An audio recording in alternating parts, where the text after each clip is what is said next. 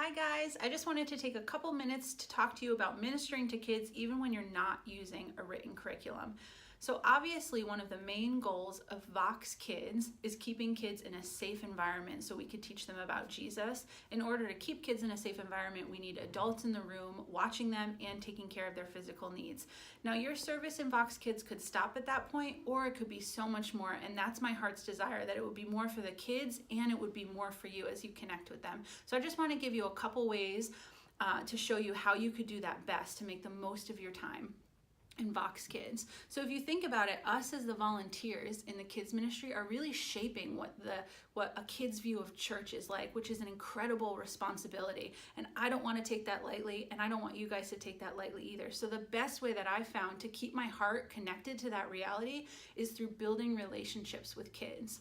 So I know it may feel overwhelming. Maybe you're in a class where there's 20 kids at a time and that feels impossible. I'd urge you just pick one or two kids that each time you're in there, you make an effort to get to know them. Get to know what kind of hobbies they like, what sports do they play, what is their family structure like. Things like that are going to connect your heart to a person and then to the bigger vision of this ministry. And our heart here in VoxKids is we center it around three things. So the first is that it would be gospel centered. So no matter what classroom we're in, we're teaching kids about Jesus. And sometimes we're using curriculum to do that. And sometimes we're just teaching through our actions and the way that we love and care for a kid. So to make a genuine connection, just like Jesus has made with us, is going to mean something to a kid. And that might stay with them longer than a lesson might. So make those connections. The second is that we're kid focused. So everything we do in the classroom, we want it to be geared towards a kid. So we're not using teaching methods and toys that are beyond the age range of the kid there, but we're doing